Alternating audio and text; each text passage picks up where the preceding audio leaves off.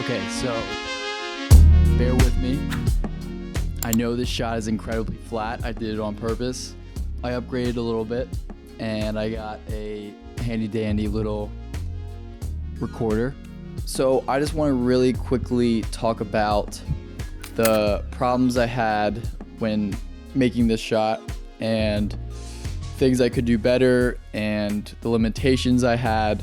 So I shot this around 3 or 4 o'clock when the sun was hitting that room really, really hard. The first thing I thought about was getting the exposure on the walls.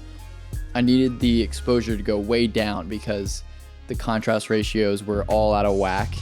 And as you can see from that film, if you ever seen Marriage Story, it's very obvious that that was shot with a very low contrast ratio in mind. That was the first thing that I wanted to fix, and what I did was I just had my dad throw a big diffusion panel up against the house, and he was just Hollywooding it just so I could get that shot. It's just bringing that wall, the level on that wall way down so it's exposed correctly.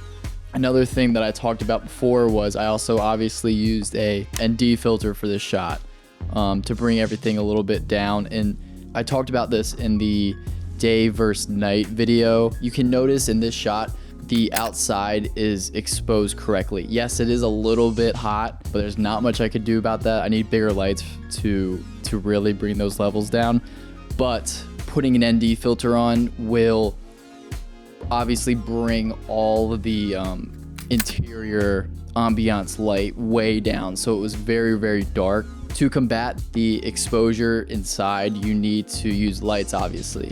I used my 300D and bounced it on a bounce board, and then that was getting reflected into the plants, which you can see here.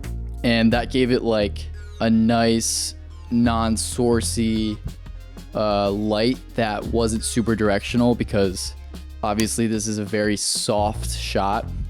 Bouncing that light makes the light still directional coming from the right side, but super, super soft, so it looks really, really natural. The next thing I thought about was getting the exposure on my face correct. So as you can see in this shot, they definitely use some sort of light to give them a key light. The key light is getting split right down the middle of his face.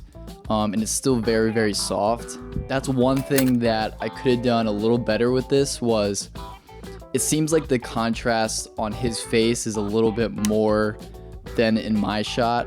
I used the F21 and I put on a double diffusion at a really exaggerated angle to get that split right down the middle.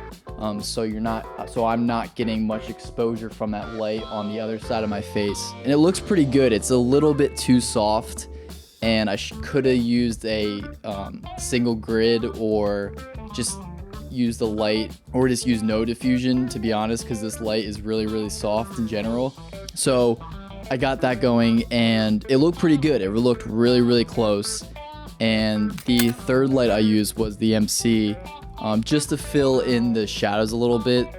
Directional bounced light from the 300D was a little bit too hard of light, so I used that MC just to bring up the levels in the shadows a little bit, so I would have a more exaggerated contrast ratio. Another thing that I ran into with this shot is not having enough space. So something that you can, if you have an eye for it, something that you can notice is the shot that I was getting the example from was definitely shot on a longer lens, and you can tell by the depth of field.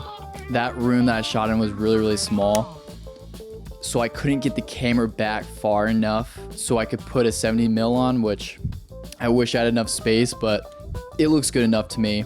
And thanks to ShotDeck, you can see exactly what camera and film stock this was shot on. So what I did for the grade was I literally just slapped on the same exact film stock LUT from Dehancer on this shot, and then I just had to mess with the colors a little bit, and it looks really, really close. I think the only things that I could have done better recreating this shot to look more exact was obviously exaggerating, needing more contrast, and getting that 70 millimeter focal length would have been a lot more accurate. What's really frustrating sometimes and interesting about lighting and cinematography is it really is like the little details that can completely change the mood and what a shot is trying to communicate with its viewer.